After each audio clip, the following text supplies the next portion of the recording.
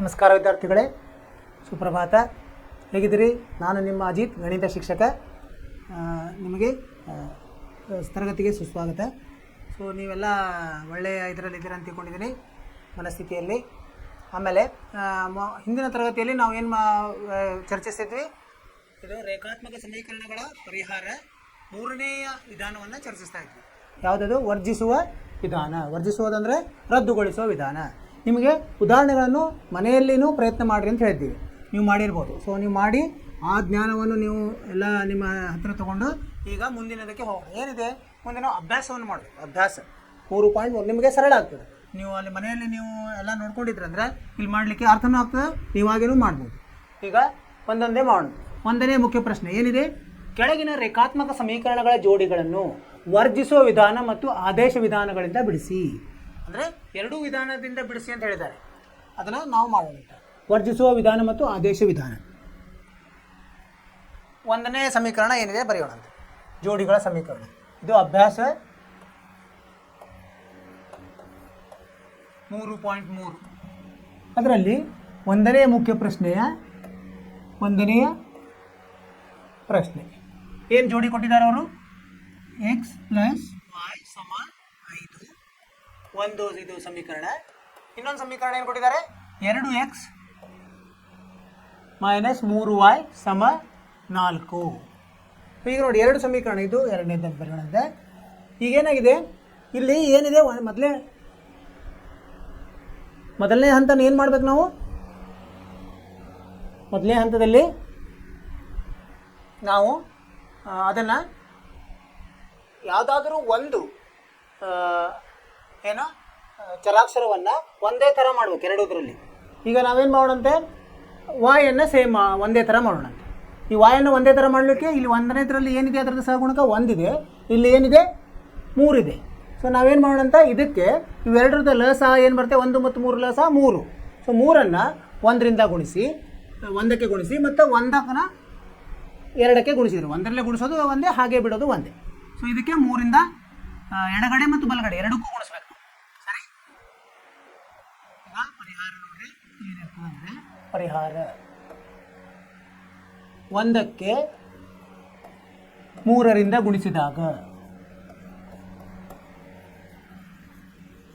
ಏನಾಗುತ್ತೆ? ಇದು 3ರಿಂದ ಗುಣಿಸಿದ್ರೆ ಏನಾಗುತ್ತೆ? 3 ಅಂಶದಲ್ಲಿ x + y, ಇನ್ನೊಂದು 3 × 5. ಎರಡೂ ಕಡೆ ಗುಣಿಸ್ಬೇಕಾಗತ್ತೆ ನಿಮಗೆ, ಅದನ್ನು ಸಮತೋಲನದಲ್ಲಿ ಇಡಲಿಕ್ಕೆ. ಸೊ ಇದನ್ನು ಗುಣಿಸಿದ್ರೆ ಏನಾಗುತ್ತೆ? ಈಗ 3x + 3y = 15 ಆಯಿತು. ಇದೇನಂತ 3 ಅಂತ ಬರೆಯೋಣಂತೆ. ಸರಿನಾ? ಈಗ 2ಅನ್ನು ಇದ್ರ ಕೆಳಗಡೆ ಬರ್ಕೊಂಬಂತೆ. 2x - 3y = 4. ಇದು ಎಷ್ಟನೇದ್ದು? ಎರಡನೇದ್ದು ಇದು. ಈಗೇನಾಗುತ್ತೆ ನೋಡಿ, ಈಗ ಯಾವ ಚರಾಕ್ಷರ? ವಾಯು ಚರಾಕ್ಷರದ ಸಹಗುಣಗಳು ಒಂದೇ ಇದೆ, ಚಿಹ್ನೆಗಳು ಬೇರೆ ಬೇರೆ ಇದೆ. ಚಿಹ್ನೆಗಳು ಬೇರೆ ಬೇರೆ ಇದ್ದಾಗ ಏನು ಮಾಡಬೇಕು? ಎರಡೂ ಸಮೀಕರಣಗಳನ್ನು ಕೂಡಿಸ್ಬೇಕು. ಈಗ ಏನು ಮಾಡೋಣ? ಇದನ್ನು ಕೂಡಿಸೋಣಂತೆ. ಕೂಡಿಸಿದ್ರೆ ಏನಾಗುತ್ತೆ? 3x 2x ಕೂಡಿದ್ರೆ ಏನಾಗುತ್ತೆ? 5x ಆಗುತ್ತೆ. ಇದು ಏನಾಗುತ್ತೆ? ಇದು ಕ್ಯಾನ್ಸಲ್ ಆಗುತ್ತೆ. ಯಾಕಂದರೆ ಇಲ್ಲಿ ಧನ 3y ಋಣ 3y ಒಂದಕ್ಕೊಂದು ರದ್ದಾಗ್ಬಿಡ್ತಾವೆ, ವರ್ಜಿಸಲ್ಪಡ್ತಾವೆ. ಸಮ ಏನಾಯ್ತು? ಈಗ 15 ಮತ್ತು 4 ಸೇರಿಸಿದರೆ 19 ಆಯಿತು. ಎಕ್ಸ್ ಎಷ್ಟಾಗುತ್ತೆ? 5ಅನ್ನು ನಾವು ಬಲಗಡೆ ತೊಗೊಂಡೋದ್ರೆ 19/5 ಆಯಿತು. ಸರಿ? 19 ಭಾಗಲಬ್ಧ 5 ಆಗುತ್ತೆ. ಈಗ ಇದ್ರದ್ದು ಒಂದು ಬೆಲೆ ಬಂತು, ಎಕ್ಸ್ನ ಬೆಲೆ. ಈಗೇನು ಮುಂದೆ ಏನು ಮಾಡೋದು ನಾವು? x = 19/5 ಎಲ್ಲಿ ಹಾಕ್ಬೇಕು ನಾವು? ಯಾವುದಾದ್ರೂ ಒಂದರಲ್ಲಿ ಹಾಕ್ಬೋದು. ನಾವು ಒಂದನೇದ್ರಲ್ಲೂ ಹಾಕ್ಬೋದು. 1ರಲ್ಲಿ ಆದೇಶಿಸಿದಾಗ ಏನಾಗುತ್ತೆ? x ಇದ್ದಲ್ಲೇ ಈ ಬೆಲೆ ಹಾಕಬೇಕು. 19 ಭಾಗಲಬ್ಧ 5 ಸಂಕಲನ y = 5. ಈಗ ಏನು ಮಾಡಬೇಕು? ಈಗ ಒಂದೇ ಚರಾಕ್ಷರ ಉಳಿತು. ಅದು ಸರಳವಾಗಿ ನಾವು ಸರಳೀಕರಣಗೊಳಿಸಿದರೆ ನಮಗೆ y ಬೆಲೆ ಸಿಗ್ತದೆ. y = 5 ಋಣ 19/5 ಆಯಿತು. ಈಗ ಇದು ಲಸ ತೊಗೋಬೇಕು. ಏನು ಲಸ? ಇಲ್ಲಿ 1 ಇದ್ದಂಗೆ 1 ಮತ್ತು 5ರ ಲಸ 5. ಸರಿ? 1 5 5 5 25 ಮೈನಸ್ 19 1 19. ಎಷ್ಟು ಬಂತಿದ್ದು? 25ರ 19 ಅಂದರೆ 6 ಬರ್ತದೆ ಅಲ್ವಾ? 6/5 ಅಂದರೆ ಎಕ್ಸ್ ಬೆಲೆ ಎಷ್ಟು ಬಂತು ನಮ್ಮದು? ಉತ್ತರ ಬರೆಯೋಣ ಅಂತಿಲ್ಲಿ.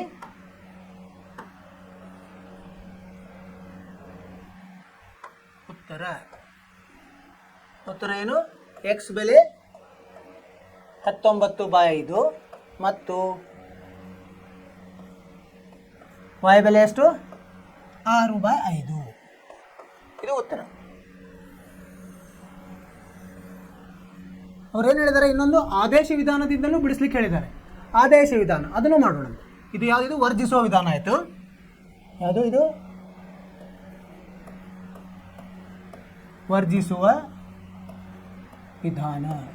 ಅವ್ರು 2ರಿಂದ ಯಾಕೆ ಮಾಡ್ಲಿಕ್ಕೆ ಹೇಳಿದ್ದಾರೆ? ನೀವು ಎರಡೂ ಮಾಡಿದ್ರು ಒಂದೇ ಉತ್ತರ ಬರಬೇಕು. ಅಂದರೆ ತಾಳೆ ನೋಡಿದಂಗೂ ಆಯಿತು, ಎರಡೂ ನಮಗೆ ರೂಢಿ ಆಗುತ್ತೆ.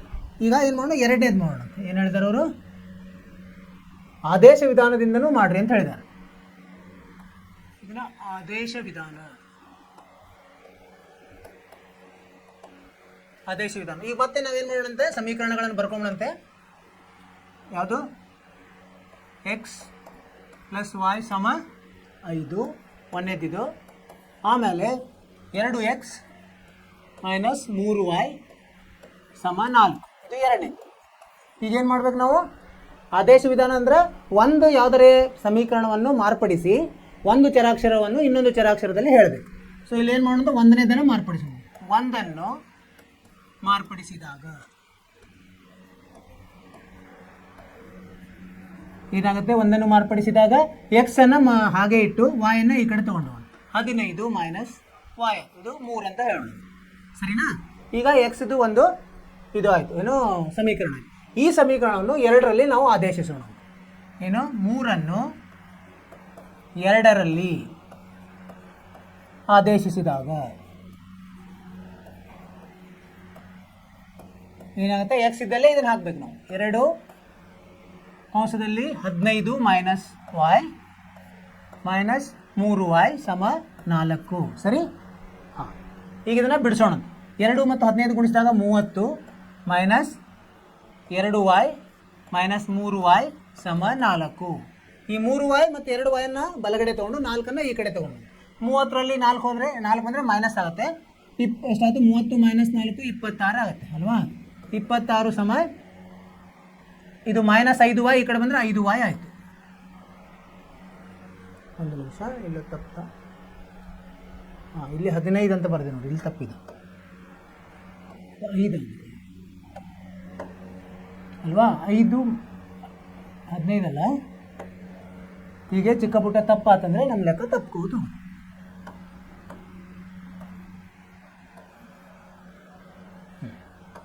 ಇದು 5 2 5 10 ಆಗುತ್ತೆ. ಈಗ 10 ಆಮೇಲೆ ಇದು 10 ಏನಾಗುತ್ತೆ? 5y ಆ ಕಡೆ ಹೋಯಿತು, ಈ ಕಡೆ ಬಂದರೆ ಇದು 6 ಆಗುತ್ತೆ. 10 ಮೈನಸ್ 4 6 ಆಗುತ್ತೆ. y ಸಮ ಎಷ್ಟಾಗುತ್ತೆ? 6/5 ಆಯಿತು. ಸರಿ? y 6/5. ಈಗ ಈ y ಬೆಲೆಯನ್ನು y ಸಮ 6/5 ಇದರಲ್ಲಿ ಹಾಕೋಣ 3ರಲ್ಲಿ ಆದೇಶಿಸಿದಾಗ ಏನಾಗುತ್ತೆ? ಎಕ್ಸ್ ಸಮ 5 ಮೈನಸ್ 6/5. ಇದೇನಾಯಿತು? ಪ್ಲಸ್ 5 ಆಯಿತು. 5 5 25 ಮೈನಸ್ 6/5 ಎಷ್ಟಾಯ್ತು? 25ರಲ್ಲಿ 6 ಹೋದರೆ 19/5. ಏನಾಯ್ತು? ಉತ್ತರ ಏನು ಬರಿಬೋದು ನಾವು? ಉತ್ತರ ಎಕ್ಸ್ ಸಮ 19/5 ಮತ್ತು y ಸಮ 6/5. ಈ ನೋಡಿ, ಇದನ್ನು ನಾವು ಇದು ಆದೇಶ ವಿಧಾನದಿಂದ ಬಂತು ನಮಗೆ. ಇದನ್ನು ವರ್ಜಿಸುವ ವಿಧಾನದಿಂದ ನೋಡೋಣ ಎಷ್ಟು ಬಂದಿತ್ತು ಅಂತೇಳಿ ಅಲ್ವಾ? ನೋಡಿ, ಅಲ್ಲೂ ಎಕ್ಸ್ ಸಮ 19/5 y ಸಮ 6/5. ಅಂದರೆ ಎರಡೂ ವಿಧಾನದಿಂದ ಮಾಡಿದರೆ ಒಂದೇ ಉತ್ತರ ಬರ್ತದೆ. ಏನು ಮಾಡಿದ್ವಿ ನಾವು ಈ ಲೆಕ್ಕದಲ್ಲಿ? ಮೊದಲು ವರ್ಜಿಸುವ ವಿಧಾನ. ಏನು ಮಾಡಬೇಕು? ವರ್ಜಿಸುವ ಅಂದರೆ ಒಂದು ಚರಾಕ್ಷರವನ್ನು ರದ್ದುಗೊಳಿಸಬೇಕು. ಹೆಂಗೆ ರದ್ದುಗೊಳಿಸೋದು? ಎರಡೂ ಸಮೀಕರಣದಲ್ಲಿ ಯಾವುದೇ ಒಂದು ಚರಾಕ್ಷರದ ಸಹಗುಣಕಗಳನ್ನು ಒಂದೇ ಥರ ಮಾಡೋದು.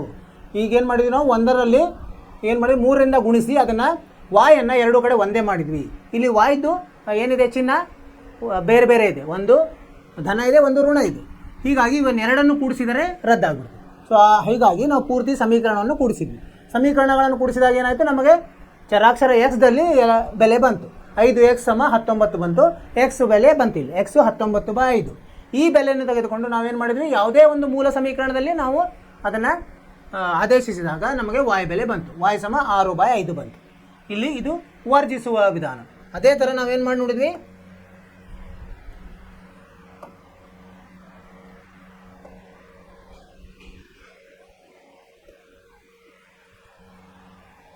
ಆದೇಶ ವಿಧಾನದಿಂದನೂ ಮಾಡಿ ನೋಡಿದ್ವಿ.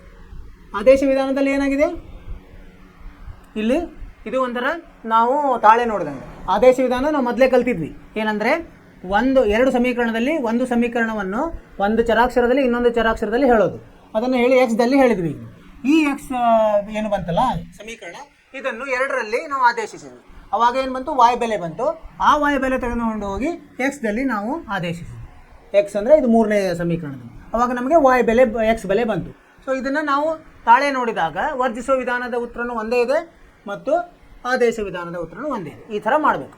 ಅರ್ಥವಾಯಿತು ವಿದ್ಯಾರ್ಥಿಗಳೇ? ಮುಂದ್ಗಡೆ ಹೋಗೋಣಂತೆ.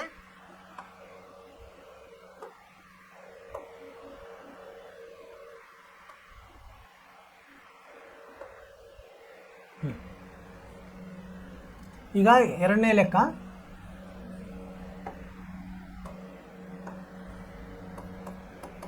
ಮೊದಲು ವರ್ಜಿಸುವ ವಿಧಾನ ಮಾಡೋಣ. 3x + 4y = 10. ಇನ್ನೊಂದು 2x - 2y = 2. ಇದು ಒಂದನೇದು, ಇದು ಎರಡನೇದು. ಈಗ ನೋಡಿ, ಯಾವುದೇ ಒಂದು ವೇಳೆ ನೀವು ಈ ಕಡೆ ಸಮೀಕರಣ ಕೊಟ್ಟಿದಾಗ, ಸೊ ಎರಡೂ ಸಮೀಕರಣದಲ್ಲಿ ಒಂದು ಚರಾಕ್ಷರದ್ದು ಸಹಗುಣಕ ಒಂದೇ ಇದ್ದರೆ ಅವಾಗ ನೀವು ನೇರವಾಗಿ ಮಾಡ್ಬೋದು. ಇಲ್ಲೇನಿದೆ, ಬೇರೆ ಬೇರೆ ಇದೆ.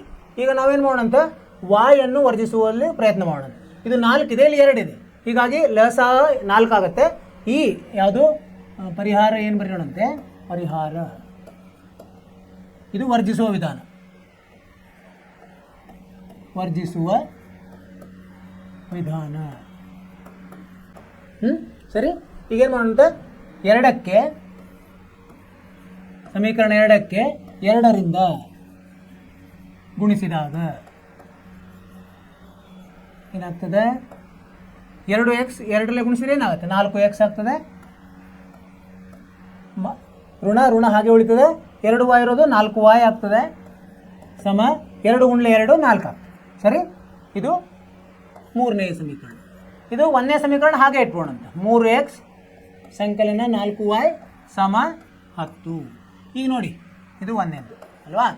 ಈಗ ಇಲ್ಲಿ ನೋಡಿದಾಗ ವಾಯ್ದ ಸಹಗುಣಕಗಳು 4 4 ಇದೆ, ಚಿಹ್ನೆಗಳು ಬೇರೆ ಬೇರೆ ಇದೆ. ಹೀಗಾಗಿ ನಾವೇನು ಮಾಡಬೇಕು, ಕೂಡಿಸ್ಬೇಕು. ಇವು ಒಂದರಲ್ಲಿ ಒಂದು ಕೂಡಿಸಿದಾಗ ಏನಾಗುತ್ತೆ, ಇದು ಕ್ಯಾನ್ಸಲ್ ಆಗಿಬಿಡ್ತು. 4y ರದ್ದು ಹೋಯಿತು.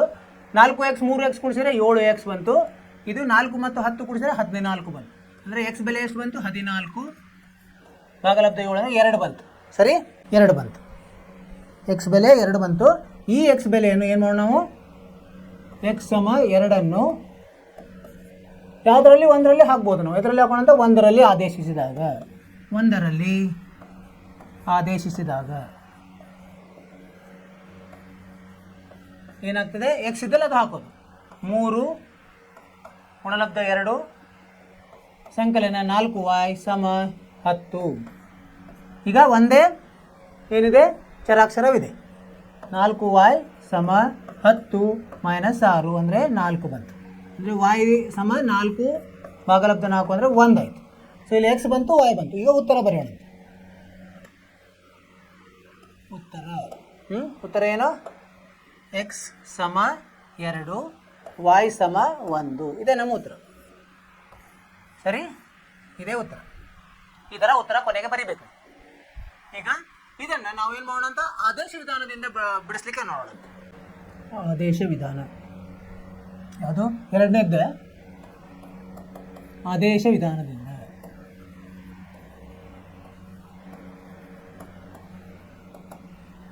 ಇವನ್ನ ಬರ್ಕೊಂಬಿಡೋಣ.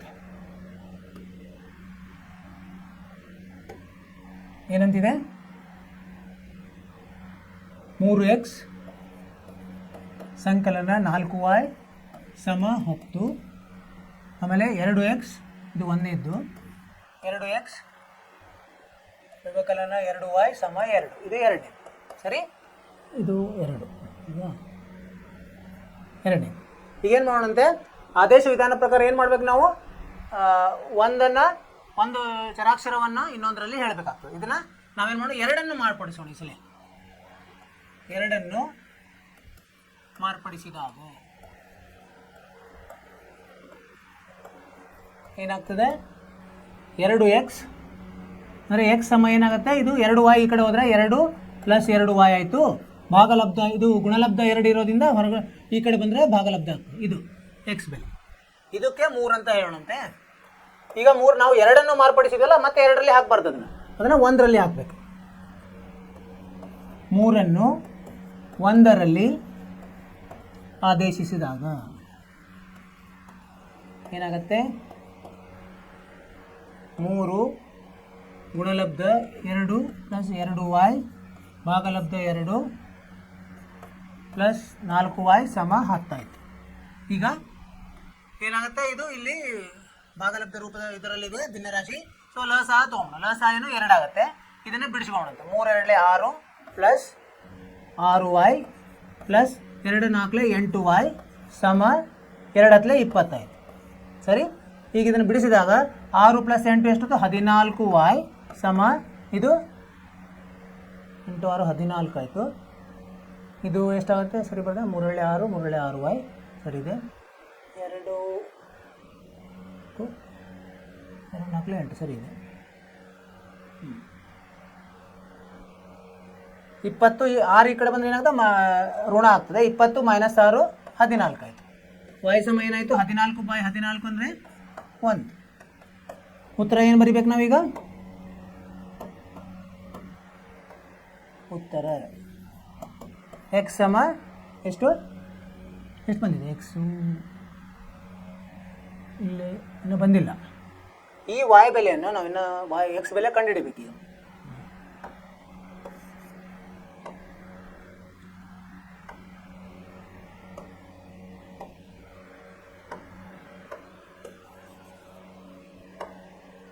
ಈಗ ಈ y ಸಮ 1ಅನ್ನು ಇದರಲ್ಲಿ ಹಾಕೋಣ. ನಾವು ಎಲ್ಲಾದರೂ ಹಾಕ್ಬೋದು. ಈಗ ನಾವೇನು ಮಾಡೋಣ, 3ರಲ್ಲಿ ಹಾಕೋಣ. 3ರಲ್ಲಿ ಆದೇಶಿಸಿದಾಗ ಏನಾಗುತ್ತೆ, x ಸಮ 2 + 2 × 1 ಭಾಗಲಬ್ಧ 2 ಅಂದರೆ 2 + 2 ಇದು 2 ಗುಣಲಬ್ಧ 1 ಏನಾಗುತ್ತೆ, 2 ಆಗ್ತದೆ. 2 + 2 4 ಭಾಗಲಬ್ಧ 2 ಅಂದರೆ 2 ಆಯಿತು. ಈಗ ಉತ್ತರ ಬರೀಬೇಕು. ಉತ್ತರ x ಸಮ 2 y ಸಮ 1. ಇದು ನಮ್ಮ ಉತ್ತರ. ಇದು ಯಾವುದು, ಆದೇಶ ವಿಧಾನದಿಂದ. ಈಗ ಇದನ್ನು ನಾವು ಇದಕ್ಕೆ ಏನೋ ವರ್ಜಿಸುವ ವಿಧಾನದಿಂದ ನೋಡಿದರೆ ಏನಾಗುತ್ತೆ, ಎಷ್ಟು ಬಂದಿದೆ ನೋಡಿ. ಇಲ್ಲಿನೂ ವರ್ಜಿಸುವ ವಿಧಾನದಿಂದ ನೋಡಿದಾಗ ಏನು ಬಂತು, x ಸಮ 2 ಬಂದಿದೆ, y ಸಮ 1 ಬಂದಿದೆ. 2 ಒಂದೇ ಬಂದಿದೆ. ಅರ್ಥವಾಯಿತು, 2 ಒಂದೇ ಬರಬೇಕಂದ್ರೆ ನೀವು ಸರಿಯಾಗಿ ಮಾಡಿದ್ದೀರಿ ಅಂತ.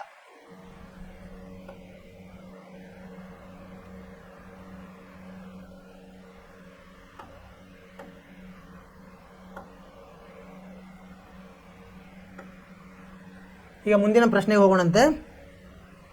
3ನೇ ಪ್ರಶ್ನೆ.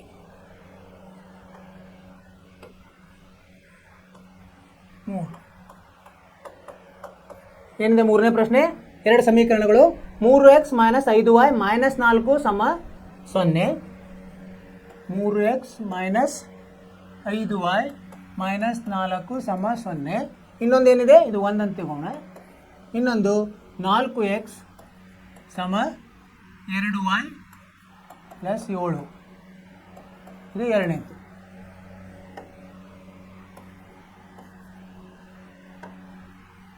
y + 7 ಇದು ಎರಡನೇದು. ಈಗೇನು ಮಾಡ್ಬೇಕು ನಾವು, ಈಗ ನೋಡಿ ಇದು ಬರೆಯೋದ್ರಲ್ಲಿ ಸ್ವಲ್ಪ ಭಿನ್ನವಾಗಿದೆ, ಅಂದರೆ ಒಂದೇ ಥರ ಬರ್ಕೊಳ್ಳೋಣ.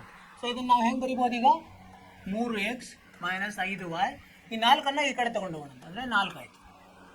ಇದನ್ನು 2y ಈ ಕಡೆ ತರೋಣ, 4x - 2y = 7 ಆಯಿತು. ಇದನ್ನು ನಾವು ಒಂದೇ ಥರ ಆದರೆ ನಮಗೆ ಬಿಡಿಸ್ಲಿಕ್ಕೆ ಸರಳ ಆಗ್ತದೆ. ಈಗ ಪರಿಹಾರ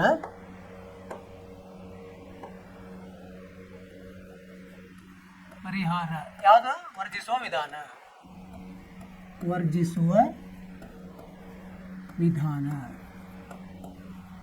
ಏನು ಮಾಡ್ಬೇಕು ನಾವು ವರ್ಜಿಸುವ ವಿಧಾನದಲ್ಲಿ, 2ರಲ್ಲಿ 2 ಸಮೀಕರಣದಲ್ಲಿ ಒಂದು ಚರಾಕ್ಷರವನ್ನು ಒಂದೇ ಥರ ಮಾಡ್ಕೋಬೇಕು. ಈ ಸಲ ಏನು ಮಾಡೋಣಂತೆ, ದರಾಸಲೆ y-ಅನ್ನು ವರ್ಜಿಸಿದ್ದು, ಈ ಸಲ x-ಅನ್ನು ವರ್ಜಿಸುವ ಪ್ರಯತ್ನ ಮಾಡೋಣಂತೆ. ಏನು ಮಾಡಬೇಕು ಅವಾಗ, ಇಲ್ಲಿ ನೋಡಿದ್ದು 3x ಇದೆ, ಇಲ್ಲಿ 9x ಇದೆ. ಅಂದರೆ ಇದಕ್ಕೆ 3ರಿಂದ ಗುಣಿಸ್ಬೇಕು, ಇದು 1ರಿಂದ ಗುಣಿಸಿದ್ರೆ ಆಯಿತು. ಅಂದರೆ ಇದಕ್ಕೆ 1 ಇದು ಅಥವಾ ಇದಕ್ಕೆ 3 ಇದಕ್ಕೆ 4. 3 ಸಮೀಕರಣ 3 3ರಿಂದ ಗುಣಿಸಿದಾಗ ಏನಾಗುತ್ತೆ? 3ರಿಂದ ಗುಣಿಸ್ಬೇಕು, 3 ಸಮೀಕರಣವನ್ನು. ಸೊ 3x ಗುಣಲೆ 3 ಏನಾಗುತ್ತೆ? 9x ಮೈನಸ್ 5 ಮತ್ತು 3 ಇಲ್ಲಿ ಏನಾಗುತ್ತೆ? 3 5 15 y ಸಮ 4 3 12 ಆಯಿತು. ಸರಿ, ಇದು ನಮ್ಮದು 5ನೆಯ ಸಮೀಕರಣ. ಇದು 4ನೆಯ ಸಮೀಕರಣವನ್ನು ಹಾಗೆ ಇಡೋಣ. 9x ಮೈನಸ್ 2y ಸಮ 7. ಈಗ ನೋಡಿ ಇದು ಹೇಗೆ ಬಂದಿದೆ ಅಂದರೆ ಇಲ್ಲಿ x ಮತ್ತು x ದ ಸಹಗುಣಕಗಳು ಒಂದೇ ಇದೆ 9, ಆದರೆ ಅದರ ಚಿಹ್ನೆಗಳು ಒಂದೇ ಇದೆ. ಚಿಹ್ನೆಗಳು ಒಂದೇ ಇದ್ದಾಗ ಏನು ಮಾಡಬೇಕು? 1ರಲ್ಲಿ 1 ಕಳಿಬೇಕಾಗ್ತದೆ. ಇದನ್ನೇನು ಮಾಡೋಣ? ಕಳಿಯೋಣ. ಇದು ಇಲ್ಲಿ ಕಳೆದ್ರೆ ಇವುಗಳ ಎಲ್ಲ ಏನು ಚಿಹ್ನೆಗಳು ಬದಲಿ ಆಗ್ತದೆ. ಇದು ಇಲ್ಲಿ ಋಣ ಆಗ್ತದೆ, ಇದು ಧನ ಆಗ್ತದೆ, ಇದು ಋಣ ಆಗ್ತದೆ. ಈಗ ಯೂಶುವಲ್ ಕೂಡಿಸೋದು. ಈಗ 9x ಹೋಗುತ್ತೆ. 15y ಮೈನಸ್ ಇದೆ ಪ್ಲಸ್ 2y ಅಂದರೆ ಮೈನಸ್ 13y ಆಯಿತು. ಸಮ ಇದರಲ್ಲಿ ಕಳೆದ್ರೆ ಏನಾಗುತ್ತೆ? 12y ಅಲ್ಲಿ 7y ಅಂದರೆ 5 ಉಳಿತು. ಸೊ y ಏನಾಗುತ್ತೆ? ಋಣ 5 ಭಾಗಲಬ್ಧ 13 ಆಯಿತು. 3ನೇ ಲೆಕ್ಕ ಸರಿನಾ? ಈ y ಬೆಲೆಯನ್ನು ಏನು ಮಾಡೋಣ ನಾವೀಗ? y ಸಮ ಮೈನಸ್ 5/13 ಯಾವುದರಲ್ಲಿ ಒಂದು x ಕಂಡು ಹಿಡಬೇಕು ನಾವೀಗ. ಸೊ ಯಾವುದರಲ್ಲೂ ನಾವು ಹಾಕ್ಬೋದು. ಎದರಲ್ಲಿ ಹಾಕೋಣಂತ? 3ರಲ್ಲಿ ಹಾಕೋಣಂತ, ಅಥವಾ ಇಲ್ಲಿ x ಇದೆ 2ರಲ್ಲಿ ಹಾಕೋಣಂತ. 2ರಲ್ಲಿ ಆದೇಶಿಸಿದಾಗ ಏನಾಗುತ್ತೆ ನೋಡೋಣ. y ಬಂತಲ್ಲ ಈಗ, ಇರಲಿ. 9x ಸಮ ಏನಾಗುತ್ತೆ? 2 ಗುಣಲಬ್ಧ ಮೈನಸ್ 5 ಭಾಗಲಬ್ಧ 13 ಪ್ಲಸ್ 7 ಆಯಿತು.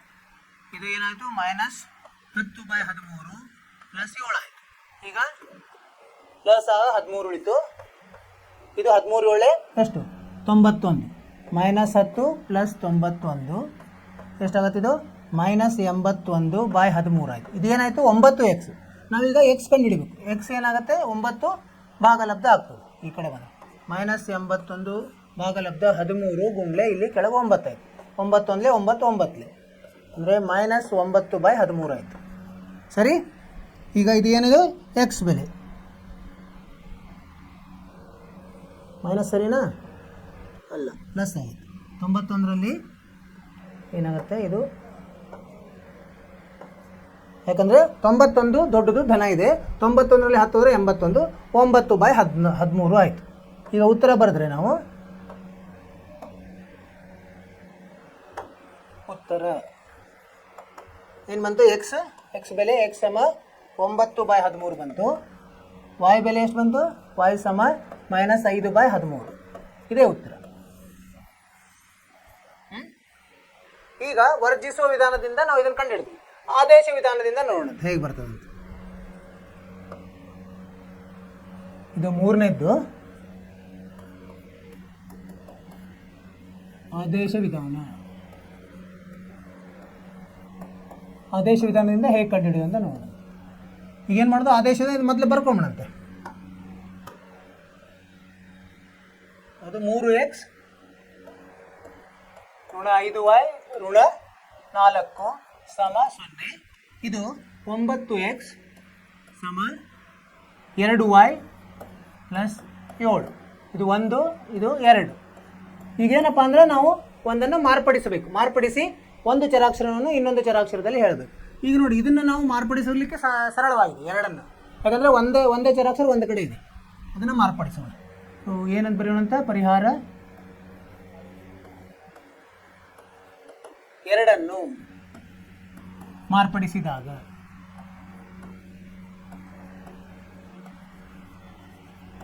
ಏನಾಗುತ್ತೆ? x ಸಮ 2y ಪ್ಲಸ್ 7 ಭಾಗಲಬ್ಧ 9. ಸರಿ, ಇದಕ್ಕೆ ನಾವು 3 ಅಂತ ಹೇಳೋಣ. ಈ ಮೂರನ್ನು ಇದರಲ್ಲಿ 1ರಲ್ಲಿ ಆದೇಶಿಸಬೇಕು. 1ರಲ್ಲಿ ಆದೇಶಿಸಿದಾಗ ಏನಾಗುತ್ತೆ? 3 ಗುಣಲಬ್ಧ ಇದನ್ನು 2y plus 7 ಭಾಗಲಬ್ಧ 9 minus 5y minus 4 ಸಮ 0. ಈಗ ನೋಡಿ 3 ಒಂದಲೇ 3 ಮೂರಲೇ ಹೋಯ್ತು. ಸರಿ, ಈಗ 3 ಪ್ಲಸ್ ಆಗಿ ಇದು ಸರಳೀಕರಣಗೊಳಿಸೋದು. 2y ಪ್ಲಸ್ 7 ಮೈನಸ್ 3 ಮತ್ತು 5 ಗುಣಿಸಿದಾಗ ಮೈನಸ್ 15y ಮೈನಸ್ 12 ಸಮ 0. ಈಗ ಇದನ್ನು ಮೈನಸ್ 15y 2y ಏನಾಗುತ್ತೆ ಮೈನಸ್ 13y ಆಗುತ್ತೆ. ಇದು ಮೈನಸ್ 5 ಆಗ್ತದೆ. 12ರಲ್ಲಿ ಮೈನಸ್ 12ರಲ್ಲಿ 7 ಕೂಡಿಸಿದಾಗ ಮೈನಸ್ 5 ಉಳಿತದೆ ಸಮ 0. ಈ 13y ಈ ಕಡೆ ತೊಗೊಂಡಾಗ ಪ್ಲಸ್ 13 ಆಗುತ್ತೆ. y ಸಮ ಮೈನಸ್ 5/13. ಈಗ ನಾವು ಇದನ್ನು y ಬೆಲೆಯನ್ನು ಎಕ್ಸ್ನಲ್ಲಿ ಆದೇಶಿಸೋಣ. ಇಲ್ಲಿ ನೋಡೋಣ, y ಸಮ ಮೈನಸ್ 5/13 ಇದರಲ್ಲಿ ಆದೇಶಿಸಬೇಕು. 3ರಲ್ಲಿ ಆದೇಶಿಸಿದಾಗ ಏನಾಗುತ್ತೆ, ಎಕ್ಸ್ ಸಮ 2 ಗುಣಲಬ್ಧ 5 ಭಾಗಲಬ್ಧ 13 ಪ್ಲಸ್ 7 ಭಾಗಲಬ್ಧ 9. ಈಗೇನಾಯಿತು, 13 ಇಲ್ಲಿ ಮೇಲೆ ಪ್ಲಸ್ ಅದು ಕೆಳಗಡೆ ಬರ್ತದೆ. ಮೈನಸ್ 10 ಪ್ಲಸ್ 13 ಒಳ್ಳೆ 91 ಭಾಗಲಬ್ಧ 13 ಗುಂಡ್ಲೆ 9. ಇದೇನಾಗುತ್ತೆ 81 ಭಾಗಲಬ್ಧ 13 ಗುಂಡ್ಲೆ 9. ಸರಿ, 9 ಒಂದಲೇ 9 ಏನು ಉಳಿತು 9/13 ಆಯಿತು. ಸರಿ, ಈಗ ಉತ್ತರ ಬರೆಯೋದು. ಏನೇನು ಉತ್ತರ? ಇದೇ ಉತ್ತರ. ಎಕ್ಸ್ ಬೆಲೆ ಎಷ್ಟು ಬಂತು? ಎಕ್ಸ್ ಬೆಲೆ 9/13 ಬಂತು. y ಬೆಲೆ ಎಷ್ಟು ಇದೆ? ಮೈನಸ್ 5/13. ಇದೇ ಉತ್ತರ ನಮಗೆ. ಇದೇ ಉತ್ತರ. ಇದನ್ನೇ ನಾವು ವರ್ಜಿಸುವ ವಿಧಾನದಿಂದ ಎಷ್ಟು ಬಂದಿದೆ ನೋಡೋಣಂತೆ. ಎಷ್ಟು ಬಂದಿದೆ? X 9/13, y minus 5/13. ಒಂದೇ ಉತ್ತರ. ಸರಿ, ಒಂದೇ ಉತ್ತರ ಅಂದರೆ ನಾವು ಸರಿಯಾಗಿ ಮಾಡಿದ್ದೀವಿ ಅಂತ. ಏನು, ಮೊದಲಿಗೆ ವರ್ಜಿಸುವ ವಿಧಾನದಿಂದ. ವರ್ಜಿಸುವ ವಿಧಾನ ಹೇಗೆ ಮಾಡೋದು? ಎರಡೂ ಸಮೀಕರಣದಲ್ಲಿ ಎರಡೂ ಸಮೀಕರಣದಲ್ಲಿ ಒಂದು ಚರಾಕ್ಷರದ ಸಹಗುಣಕಗಳನ್ನು ಒಂದೇ ಥರ ಮಾಡೋದು. ಮಾಡಿ ಆಮೇಲೆ ಅವುಗಳ ಚಿಹ್ನೆಗಳನ್ನು ನೋಡೋದು. ಚಿಹ್ನೆಗಳು ಒಂದೇ ಇತ್ತಂದರೆ ಏನು ಮಾಡ್ಬೋದು? ಒಂದರಲ್ಲಿ ಒಂದನ್ನು ಕಳಿಬೇಕು, ಬೇರೆ ಬೇರೆ ಇದ್ದರೆ ಕೂಡಿಸ್ಬೇಕು. ಆವಾಗ ಒಂದು ಚರಾಕ್ಷರ ವರ್ಜನೆ ಆಗ್ತದೆ, ಅಂದರೆ ರದ್ದಾಗ್ತದೆ. ಇನ್ನೂ ಒಂದು ಉಳಿತದೆ, ಅದನ್ನು ಕಂಡುಹಿಡಿಯೋದು, ಅದರ ಬೆಲೆಯನ್ನು. ಆ ಬೆಲೆಯನ್ನು ಯಾವುದೇ ಮೂಲ ಸಮೀಕರಣದಲ್ಲಿ ನಾವು ಆದೇಶಿಸಿದಾಗ ನಮಗೆ ಇನ್ನೊಂದು ಚರಾಕ್ಷರದ ಬೆಲೆ ಬರ್ತದೆ. ಆ ಥರ ವರ್ಜಿಸುವ ವಿಧಾನ. ಆದೇಶ ವಿಧಾನ ಎರಡು ಸಮೀಕರಣದಲ್ಲಿ ಒಂದು ಸಮೀಕರಣವನ್ನು ಮಾರ್ಪಡಿಸಿ ಅದನ್ನು ಒಂದು ಚರಾಕ್ಷರನು ಇನ್ನೊಂದು ಚರಾಕ್ಷರದಲ್ಲಿ ಹೇಳೋದು. ಆ ಚರಾಕ್ಷರವನ್ನು ಇನ್ನೊಂದು ಸಮೀಕರಣದಲ್ಲಿ ನಾವೇನು ಮಾಡಬೇಕು? ಆದೇಶಿಸಬೇಕು. ಆವಾಗ ನಮಗೆ ಒಂದು ಚರಾಕ್ಷರದ ಬೆಲೆ ಸಿಗ್ತದೆ. ಆ ಬೆಲೆಯನ್ನು ಯಾವುದೇ ಒಂದು ಮೂಲ ಸಮೀಕರಣದಲ್ಲಿ ಆದೇಶಿಸಿದಾಗ ನಮಗೆ ಇನ್ನೊಂದು ಚರಾಕ್ಷರದ ಬೆಲೆ ಸಿಗ್ತದೆ. ಈ ಥರ ನಾವು ವರ್ಜಿಸುವ ವಿಧಾನ, ಆದೇಶ ವಿಧಾನ, ಪರಿಹಾರವನ್ನು ಕಂಡುಹಿಡಿಯಬೇಕು. ಈಗ ನಾವು 3 ತನ ಮಾಡಿದ್ವಿ. ಈಗ 4ನೇದು ನಿಮಗೆ ಮನೆ ಕೆಲಸ ಅಂತ ಕೊಡ್ತೀನಿ, ನೀವು ಮಾಡಬೇಕಿದೆ. ಏನಿದೆ? ಎಕ್ಸ್ ಭಾಗಲಬ್ಧ 2 ಸಂಕಲನ 2y ಭಾಗಲಬ್ಧ 3 ಸಮ ಋಣ 1. ಇದು ಒಂದು ಸಮೀಕರಣ. ಇನ್ನೊಂದು ಸಮೀಕರಣ ಎಕ್ಸ್ ಋಣ y ಭಾಗಲಬ್ಧ 3 ಸಮ 3. ಇವೇಂಗಿದೆ? ಭಾಗಲಬ್ಧ ರೂಪದಲ್ಲಿದೆ ಅಲ್ವಾ, ಭಿನ್ನರಾಶಿ ರೂಪದಲ್ಲಿ. ನೀವೇನು ಮಾಡ್ಬೇಕು? ಇದನ್ನು ಒಂದು ಲಸ ತಗೊಂಡು ಸರಳ ಸಮೀಕರಣ ಮಾಡ್ಕೋಬೇಕು ಎರಡನ್ನು. ಆಮೇಲೆ ನೀವು ಎರಡು ವಿಧಾನದಿಂದ ಮಾಡಿ ನೋಡಿ, ಅವಾಗ ನಿಮಗೆ ಉತ್ತರ ಬರ್ತದೆ. ಇದನ್ನು ನೀವು ಪ್ರಯತ್ನ ಮಾಡಿ ಮನೆಯಲ್ಲಿ. ನಿಮಗೇನಾದರೂ ತೊಂದರೆ ಅನ್ನಿಸ್ತು ಅಥವಾ ಮಾಡಲಿಕ್ಕೆ ಬರಲಿಲ್ಲ, ಉತ್ತರ ತಪ್ಪು ಬಂತಂದರೆ ಅಥವಾ ಇರಲಿ, ಪ್ರಯತ್ನ ಮಾಡಿ. ನಾಳೆ ಇಲ್ಲಿ ಮತ್ತೆ ತರಗತಿಯಲ್ಲಿ ಬಿಡಿಸೋಣ. ಸರಿನಾ? ಈಗ ಎರಡನೆಯ ಮುಖ್ಯ ಪ್ರಶ್ನೆಗೆ ಹೋಗೋಣ.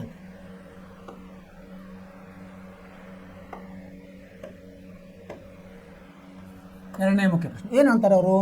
ಕೆಳಗಿನ ಸಮಸ್ಯೆಗಳಿಗೆ ರೇಖಾತ್ಮಕ ಸಮೀಕರಣಗಳ ಜೋಡಿಗಳನ್ನು ರಚಿಸಿರಿ. ಅವ್ರೇನು ಕೊಟ್ಟಿದ್ದಾರೆ? ವಾಕ್ಯ ರೂಪದಲ್ಲಿ ಕೊಟ್ಟಿದ್ದಾರೆ, ನಾವು ರಚಿಸಬೇಕು. ಮತ್ತು ವರ್ಜಿಸುವ ವಿಧಾನದಿಂದ ಅವುಗಳಿಗೆ ಪರಿಹಾರಗಳು ಇರುವುದಾದರೆ ಕಂಡುಹಿಡಿಯೋದು. ಇರುವುದಾದರೆ ಹೆಂಗೆ ಕಂಡುಹಿಡ್ತೀವಿ? ನಾವು ಏನು ತೊಗೋಬೇಕು? ಅನುಪಾತ ತಗೋಬೇಕು. ಸಹಗುಣಕಗಳ ಅನುಪಾತ ತಗೊಂಡಾಗ ಅವಾಗ ನಿಮ್ಗೆ ಗೊತ್ತಾಗ್ತದೆ. a1/b1 a1/a2 b1/b2ಗೆ ಸಮ ಇಲ್ಲ ಅಂದರೆ ಅದಕ್ಕೆ ಒಂದು ಪರಿಹಾರವೇ ಇದೆ ಅಂತ. ಒಂದು ಪರಿಹಾರವಿದೆ ಅಂದರೆ ಸಾಕು, ಅದನ್ನು ಕಂಡುಹಿಡಿಬೇಕು. ಒಂದೇ ಇತ್ತಂದರೆ ಎಲ್ಲ ಒಂದೇ ಇತ್ತಂದರೆ ಅದು ಅನಂತ ಪರಿಹಾರ ಅಂತ ಬರೆದ್ಬಿಡ್ಬೇಕು. ಅಥವಾ ಎರಡೂ ಸಮ ಇತ್ತು ಅಂತಿಕೊಳ್ಳಿ, a1/a2 ಸಮ b1/b2 ಸಮವಲ್ಲ c1/c2 ಅಂದರೆ ಇದಕ್ಕೆ ಪರಿಹಾರವಿಲ್ಲ ಅಂತ ಬರೆದ್ಬಿಡ್ಬೇಕು.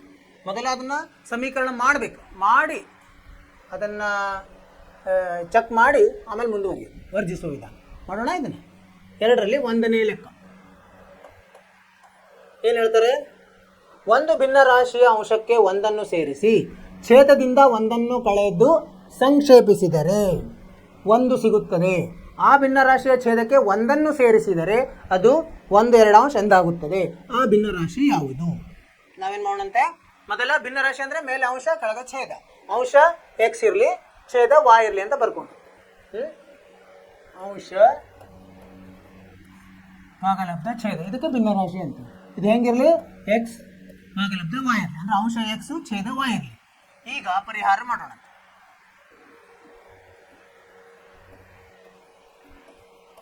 ಸರಿನಾ? ಪರಿಹಾರ ಮೊದಲು ನಾವು ಸಮೀಕರಣಗಳನ್ನು ರಚಿಸಬೇಕು. ಒಂದು ಭಿನ್ನ ರಾಶಿ ಅಂಶಕ್ಕೆ 1 ಸೇರಿಸಿ, ಅಂಶಕ್ಕೆ ಏನಂತ ಹೇಳ್ತಾರೆ ಅವರು? ಅಂಶಕ್ಕೆ 1 ಸೇರಿಸಿ, ಆಮೇಲೆ ಛೇದದಿಂದ 1 ಕಳೆದರೆ, ಛೇದದಿಂದ 1 ಕಳೆದರೆ ಏನಾಗ್ತದೆ? ಇದು 1 ಛೇದ 1 ಸಿಗ್ತದೆ ಅಂತ ಹೇಳ್ತಾರೆ. ಇದು ಉತ್ತರ 1 ಸಿಗ್ತದೆ. ಆಮೇಲೆ ಇನ್ನೊಂದು ಏನು ಹೇಳ್ತಾರೆ ಸಂದರ್ಭ? ಆ ಭಿನ್ನ ರಾಶಿಯ ಛೇದಕ್ಕೆ, ಅಂದರೆ ಇದೇನು ಭಿನ್ನ ರಾಶಿ ಇದೆಯಲ್ಲ ಅದಕ್ಕೆ ಛೇದಕ್ಕೆ 1 ಸೇರಿಸಿದೆ, ಅಂದರೆ ಅಂಶಕ್ಕೇನು ಸೇರಿಸಂಗಿಲ್ಲ ಹಾಗೆ ಹೇಳೋದು. ಛೇದಕ್ಕೆ 1 ಸೇರಿಸಿದರೆ ಏನಾಗುತ್ತೆ? ಅದು 1 2 ಆಗುತ್ತೆ. ಇದನ್ನು ನಾವು ಸರಳೀಕರಣಗೊಳಿಸಿ ನಾವು ಸಮೀಕರಣ ಮಾಡ್ಕೊಂಡ್ಬಂದು ಏನು ಮಾಡಬೇಕು? ಈಗ ಏನಾಯ್ತು? ಇದು y -1 ಬಲಗಡೆ ತೊಗೊಂಡು ಹೋದರೆ ಏನಾಗುತ್ತೆ? ಗುಣಲಬ್ಧ ಇದು ಇದರ ಮೇಲೆ ಬರ್ತದೆ, ಅಂಶದಲ್ಲಿ ಬರ್ತದೆ. x + 1 y -1 ಆಯಿತು. ಈಗ y-ಅನ್ನು ಈ ಕಡೆ ತೊಗೊಂಡಂತೆ x - y ಇದು +1 ಬಲಗಡೆ ತೊಗೊಂಡ್ರೆ ಋಣ 1 ಆಗ್ತದೆ, ಅಂದರೆ ಋಣ 2 ಆಯಿತು. ಇದು ಒಂದು ಸಮೀಕರಣ ಆಯ್ತು ನಮಗೆ. ಸರಿ, ಇನ್ನೊಂದು ಸಮೀಕರಣ ಇಲ್ಲಿ ಮಾಡೋಣ. ಈ 2 ಈ ಕಡೆ ತೊಗೊಂಡಾಗ 2x ಆಯಿತು, ಇದು y + 1 ಆಯಿತು. ಸರಿ, y + 1 ಬಲಗಡೆ ಇಲ್ಲಿ ಭಾಗಲಬ್ಧ ಇದೆ, ಇಲ್ಲಿ ಬಂದರೆ ಗುಣಲಬ್ಧ ಆಗ್ತದೆ. ಇದನ್ನು ಏನು ಮಾಡೋಣ? y-ಅನ್ನು ಈ ಕಡೆ ತೊಗೊಂಡಂತ 2x - y 1. ಈಗ ನೋಡಿ, ವರ್ಜಿಸೋದ್ರಲ್ಲಿ ಏನು ಮಾಡಬೇಕು? ಯಾವುದೇ ಒಂದು ಚರಾಕ್ಷರವನ್ನು ಸಗುಣಕ ಒಂದೇ ಮಾಡ್ಕೋಬೇಕು. ಇಲ್ಲಿ ನೋಡಿದ್ರೆ ಏನು ಅನ್ನಿಸ್ತು? ಈಗ ನಮಗೆ ಇಲ್ಲಿ ನೋಡಿ y ಒಂದೇ ಥರ ಇದೆ, ಅದಕ್ಕೆ ಇದು ಸರಳವಿದೆ. ನಾವು ಏನು ಮಾಡೋಣ? 1 ಕೆಳಗೆ 1 ಇಟ್ಕೊಂಡಂತೆ ಇದನ್ನು ಇದಕ್ಕೆ ಎಷ್ಟು ನೋಡೋಣ? 2 ನೋಡಂತೆ. ಇದನ್ನು ಇಲ್ಲಿ ತರೋಣ. 2x - y 1 ಇದು 2. ಸರಿ, ಈಗ ನೋಡಿ ಅದರ ಚಿಹ್ನೆ ಏನಿದೆ? yದು 2 ಋಣ ಇದೆ, ಅಂದರೆ ನಾವೇನು ಮಾಡಬೇಕು? ಈಗ 1ರಲ್ಲಿ 1 ಕಳಿಬೇಕಾಗ್ತದೆ. ಕಳೆದ್ರೆ ಏನಾಗುತ್ತೆ? ಚಿಹ್ನೆ ಬದಲಿ ಆಗ್ತದೆ. 2ನೇದ್ರದ್ದು ಇದು ಋಣ ಆಗ್ತದೆ, ಇದು ಧನ ಆಗ್ತದೆ.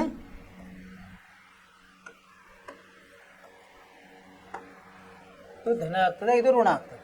ಈಗ ನೋಡಿ ಏನಾಯ್ತು? ಈಗ y ಮತ್ತು y ರದ್ದಾದ. ಎಕ್ಸ್ದಲ್ಲಿ 2x ಹೋದ್ರೆ ಏನಾಗುತ್ತೆ? ಋಣ x ಆಯಿತು, ಇದೇನಾಗ್ತದೆ? ಋಣ 3 ಆಯಿತು. ಅಂದರೆ 2 ಕಡೆ ಋಣ ಇರೋದ್ರಿಂದ ಋಣ ಕ್ಯಾನ್ಸಲ್ ಆಗಿ ಧನ ಆಗ್ತದೆ. x 3 ಆಯಿತು. ಈಗ ನಾವು ಒಂದು ಇದನ್ನು ಬಿಟ್ವಿ ಅಲ್ವಾ? ಅದಕ್ಕೇನು ಹೇಳಿದಾರೆ? ಪರಿಹಾರಗಳು ಇರುವುದಾದರೆ ಅದನ್ನು ನಾವು ಕಂಡುಹಿಡಿಯಲಿಲ್ಲ, ಮಾಡಬೇಕಾಗಿತ್ತು. ಇರಲಿ, ಹೆಂಗೆ ಮಾಡ್ಬೇಕೀಗ? ಇದ್ರದ್ದು ಏನು ಬಂದಿದೆಯಲ್ಲ ಇದರ ಇದ್ರದ್ದು ಅನುಪಾತ ನೋಡಬೇಕಾಗಿತ್ತು. ಇಲ್ಲಿ ನಾವೇನು ಮಾಡಬೇಕಾಗಿತ್ತು? a1 1ರಲ್ಲಿ a1 1, b1 ಎಷ್ಟು 1, ಆಮೇಲೆ ಇದು ಈ ಕಡೆ ಬಂದರೆ ಪ್ಲಸ್ ಆಗುತ್ತೆ, c1 + 2 ಆಗುತ್ತೆ. ಯಾಕಂದರೆ ಸ್ಟ್ಯಾಂಡರ್ಡ್ ರೂಪದಲ್ಲಿ ಅಂದರೆ ಮೂಲ ರೂಪದಲ್ಲಿ ಬರೀಬೇಕು. a2 ಎಷ್ಟಾಗುತ್ತೆ? a2 2, b2 ಎಷ್ಟಾಗುತ್ತೆ? ಋಣ 1, c2 ಋಣ 1. ಇದು ಈ ಕಡೆ ಬರ್ತದೆ. ಸೊ ಈಗ a1/a2 ನೋಡಿದ್ರೆ ಎಷ್ಟು ಬರುತ್ತೆ? a1/a2 1/2 ಆಗುತ್ತೆ. b1/b2 ಎಷ್ಟಿದೆ? 1/-1 ಅಂದರೆ -1 ಬಂತು. c1/c2 ಎಷ್ಟು ಬರ್ತದೆ? c1 2 ಇದೆ, ಋಣ 1 ಇದೆ, ಅಂದರೆ ಋಣ 2. ಅಂದರೆ 3 ಒಂದಕ್ಕೊಂದು ಸಮ ಇಲ್ಲ. ಅಂದರೆ ಏನು? ಇದಕ್ಕೆ ಪರಿಹಾರವಿದೆ ಅಂತ ತಿಳ್ಕೊಬೋದು. ಪರಿಹಾರವಿದೆ, ಅನನ್ಯ ಪರಿಹಾರವಿದೆ, ಅಂದರೆ ಒಂದು ಪರಿಹಾರವಿದೆ, ಅನನ್ಯ ಪರಿಹಾರ. ಇದು ಈ ಹಂತ ಬರೋದು, ಆಮೇಲೆ ನಾವು ಇದಕ್ಕೆ ಹೋಗೋದು. ಇದು ಇರಲಿ. ಈ x ಬೆಲೆ 3 ಬಂತು. ಈ x 3 ಎಲ್ಲಿ ನಾವು ಹಾಕಬೇಕೀಗ? ಯಾವುದರಲ್ಲಿ ಹಾಕ್ತೀಗ? ಇದರಲ್ಲಿ ಹಾಕೋಣ. 2ರಲ್ಲಿ ಆದೇಶಿಸಿದಾಗ ಏನಾಗುತ್ತೆ? 2 ಎಷ್ಟು? 3 ಬಂದಿದೆ. 2 × 3 -y 1. ಇದು -y 1 -6 ಅಂದರೆ -5 ಆಯಿತು. ಅಂದರೆ y 5 ಆಯಿತು. ಈಗ ಇದೇ ಉತ್ತರ. x ಬಂತು, y ಬಂತು, ಅದೇ ಉತ್ತರ. ಬರೆಯೋಣ. ಉತ್ತರ x ಸಮ 3 y ಸಮ 5 ಇದೇ ಪರಿಹಾರ. ಸರಿ. ಎರಡನೇ ಮುಖ್ಯ ಪ್ರಶ್ನೆ.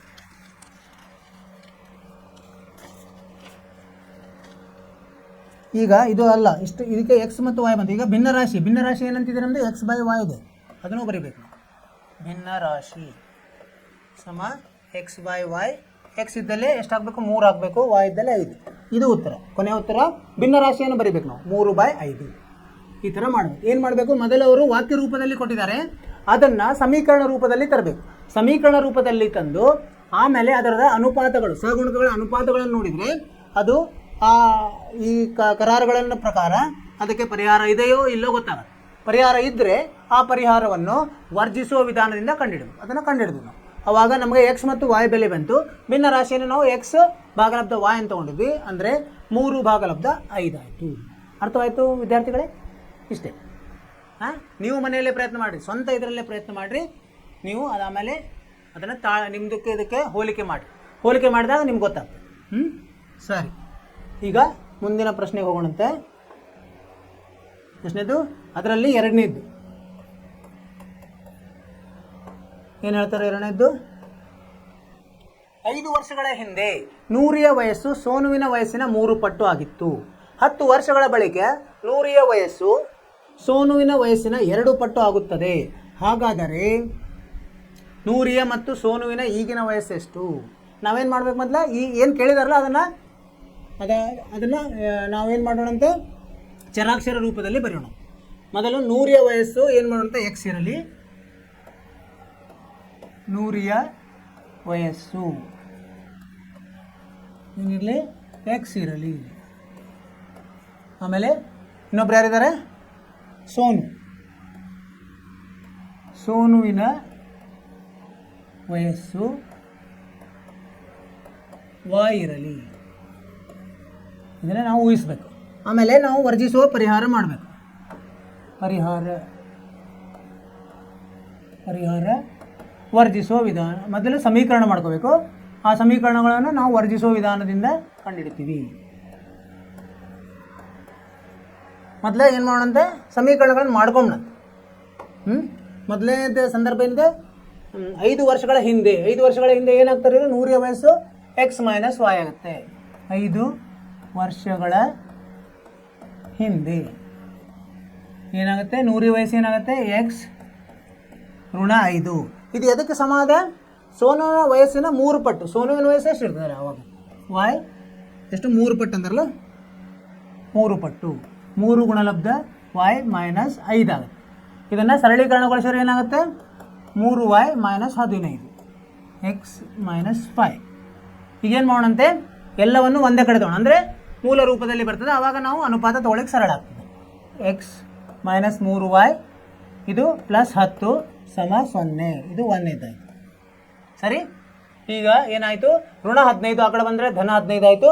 ಧನ 15ರಲ್ಲಿ ಋಣ 5 ಕೂಡಿಸಿದಾಗ ನಮಗೆ ಧನ 10 ಸಿಗ್ತದೆ. ಈಗ ಎರಡನೇದು ಏನು ಹೇಳಿದ್ದಾರೆ ಅವರು? 10 ವರ್ಷಗಳ ಬಳಿಕ ಏನಾಗ್ತದೆ? 10 ವರ್ಷಗಳ ಬಳಿಕ 10 ವರ್ಷಗಳ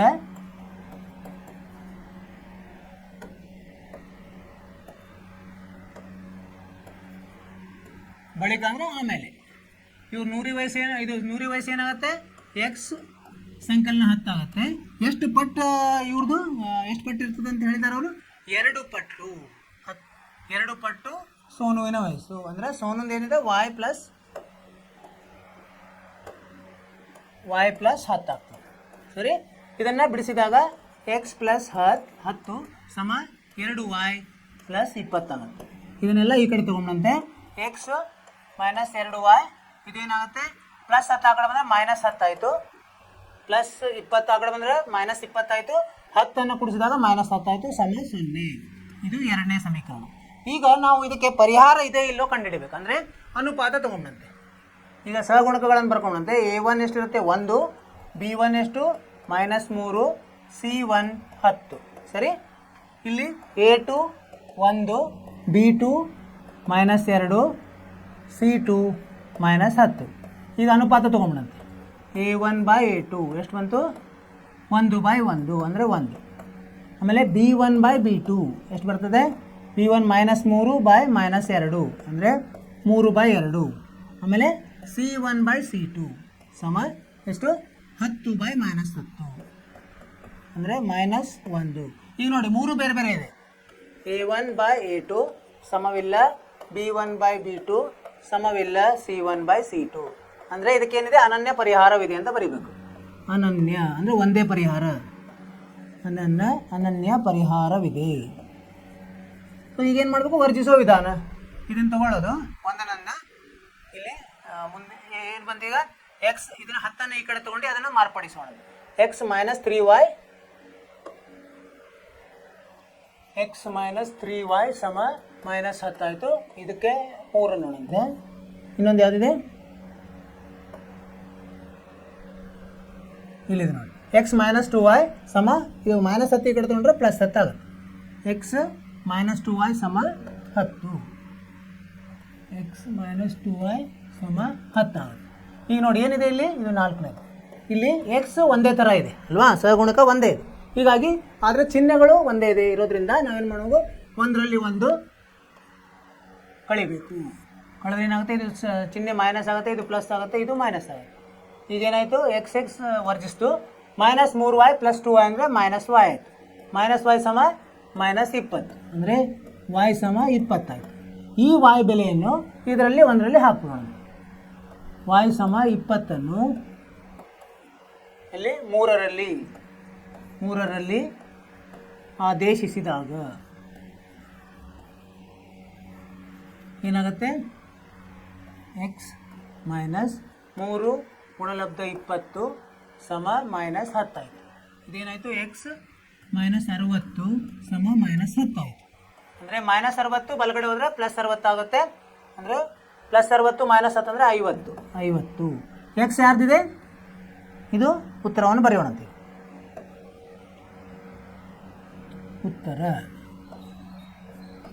ಏನು ಬರೀಬೇಕು ನಾವು? ಉತ್ತರ 100ಯ ವಯಸ್ಸು, 100ಯ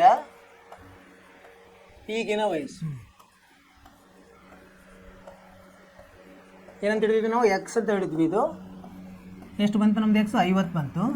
ಆಮೇಲೆ ಇನ್ನೊಬ್ಬರು ಸೋನು ಈಗಿನ ವಯಸ್ಸು ಏನಂತ ಹೇಳಿದ್ವಿ ನಾವಲ್ಲೇ? ವಯಸ್ಸು ವಾಯ್ ಅಂತ ಹೇಳಿದ್ವಿ. ಎಷ್ಟು ಬಂದಿದೆ ವಾಯ್ ಬೆಲೆ?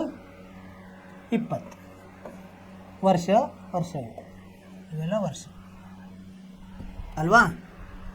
ಈ ಥರ ಉತ್ತರ ಬರಿಬೇಕು. ಈಗ ನೀವು ತಾಳೆ ನೋಡಿದರೆ ಗೊತ್ತಾಗ್ಬಿಡ್ತದೆ ನಾವು ಸರಿಯಾಗಿದೆ ಇಲ್ಲ.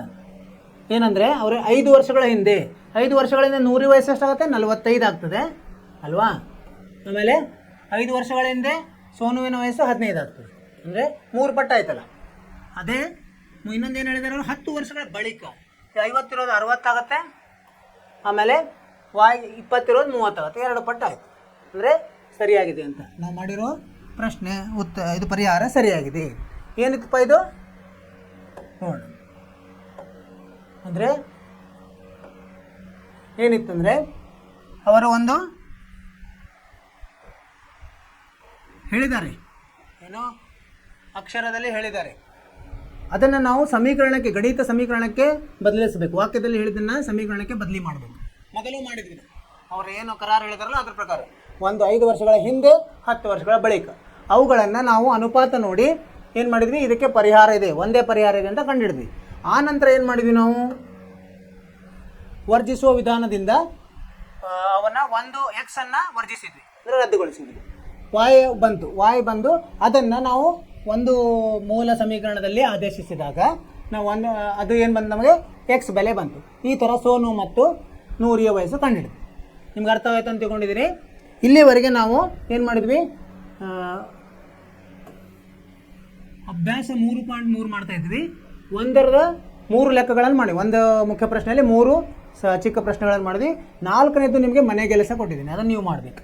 ಆಮೇಲೆ 2ರಲ್ಲಿ ನಾವೇನು ಮಾಡಿದ್ವಿ? 1 ಮತ್ತು 2 ಮಾಡಿದ್ವಿ. 3, 4, 5 ಇದನ್ನು ನೀವು ಮನೆಯಲ್ಲಿ ಪ್ರಯತ್ನ ಮಾಡಿರಿ. 3ನೇದು ಏನಿದೆ? 2 ಅಂಕೆ ಒಂದು ಸಂಖ್ಯೆಯ ಅಂಕೆಗಳ ಮೊತ್ತ 9. 2 ಅಂಕೆ ಅಂದರೆ ಏನು ಮಾಡಬೇಕು? ಒಂದು ಎಕ್ಸ್ ಒಂದು ವಾಯ್,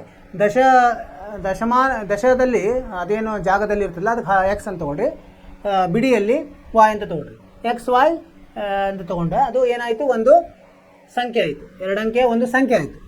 ಈಗ ಅವುಗಳ ಮೊತ್ತ ಅಂದರೆ ಎಕ್ಸ್ ಪ್ಲಸ್ ವಾಯ್ ಸಮ 9 ಅಂತ ಕೊಟ್ಟಿದ್ದಾರೆ. ಇದರಲ್ಲಿರುವ ಅಂಕೆಗಳ ಕ್ರಮವನ್ನು ಅದಲು ಬದಲು ಮಾಡಿ ಸಿಗುವ ಸಂಖ್ಯೆಯನ್ನು ಇಮ್ಮಡಿಗೊಳಿಸ್ತೀರಿ. ಅದಲು ಬದಲು ಮಾಡೋದಂದ್ರೇನು, ನಾವು ವಾಯ್ ಎಕ್ಸ್ ಮಾಡಿ ಅದನ್ನು ಇಮ್ಮಡಿಗೊಳಿಸಿರಿ. ವಾಯ್ ಎಕ್ಸ್ ಅಂದರೆ ಹಾಗೇನೇ ಇಮ್ಮಡಿ ಮಾಡ್ಲಿಕ್ಕೆ ಬರೋಂಗಿಲ್ಲ. ವಾಯ್ 10ರ ಜಾಗದಲ್ಲಿದೆ, 10 ವಾಯ್ ಪ್ಲಸ್ ಎಕ್ಸ್ ಅಂತ ಮಾಡಿದರೆ ಅದು ಮೊದಲನೇ ಸಂಖ್ಯೆ 9ರಷ್ಟಕ್ಕೆ ಸಮ ಆಗುತ್ತೆ. ಮೊದಲನೇ ಸಂಖ್ಯೆ ಎಕ್ಸ್ ವಾಯ್ ಅಂತ ತೊಗೊಂಡಿವಲ್ಲ, ಅಂದರೆ ಅದು 10x 10x ಪ್ಲಸ್ ವಾಯ್ ಅಂತ, ಅದರ ಒಂದು 9ರಷ್ಟು ಆಗುತ್ತೆ. ಆ ಥರ ನೀವು ಸಮೀಕರಣಗಳನ್ನು ಮಾಡಿಕೊಂಡು ಮಾಡಬೇಕು. ಆವಾಗ ವರ್ಜಿಸುವ ವಿಧಾನದಿಂದ ಮಾಡಿದರೆ ನಿಮ್ಗೆ ಬರುತ್ತೆ ಉತ್ತರ. ಸೊ ಇದನ್ನು ನೀವು ಮನೆಯಲ್ಲೇ ಮಾಡಿರಿ. ಅದೇ ಥರ 4 ಮತ್ತು 5 ಸರಳವಾಗಿದೆ. ಇದನ್ನು ಏನಂದರೆ ಚೆನ್ನಾಗಿ ಓದಬೇಕು. ಅದೇನು ಕೊಟ್ಟಿರ್ತಾರಲ್ಲ ವಾಕ್ಯ ಚೆನ್ನಾಗಿ ಓದಿದರೆ ನಿಮಗೆ ಇದಕ್ಕೆ ಗಣಿತ ಸಮೀಕರಣಕ್ಕೆ ಬದಲಿಸಲಿಕ್ಕೆ ಸರಳ. ಅದನ್ನು ಮಾಡಿರಿ, ಪ್ರಯತ್ನ ಮಾಡಿರಿ. ಬಂದಿಲ್ಲ ಅಂದರೂ ಪರವಾಗಿಲ್ಲ, ಬಂದರೂ ಪರವಾಗಿಲ್ಲ. ಅದನ್ನು ನಾಳೆ ಇಲ್ಲಿ ಚರ್ಚಿಸೋಣ, ಸರಿನಾ? ಇಲ್ಲಿವರೆಗೆ ನಾನು ನಿಮಗೆ ಹೇಳಿದ್ದು ಅರ್ಥವಾಯ್ತು ಅಂತ ತಿಳ್ಕೊಂಡಿದ್ದೀನಿ. ನೀವು ಮನೆಯಲ್ಲಿ ಚೆನ್ನಾಗಿ ಅಭ್ಯಾಸ ಮಾಡಿರಿ ಅಂತ ನಾನು ಹೇಳ್ತೀನಿ. ಏನಾದರೂ ನಿಮಗೆ ಸಂದೇಹಗಳಿದ್ದರೆ ತೊಗೊಂಡು ಬರ್ರಿ, ಇಲ್ಲಿ ನಾವು ಅದನ್ನು ಬಿಡಿಸೋಣಂತೆ. ನಿಮ್ಮ ಕಾಳಜಿ ನೀವು ತೊಗೊಳ್ರಿ. ಮುಂದಿನ ಕ್ಲಾಸಲ್ಲಿ ಭೇಟಿಯಾಗೋಣ. ಅಲ್ಲಿವರೆಗೆ ಶುಭವಾಗಲಿ. ನಮಸ್ಕಾರ.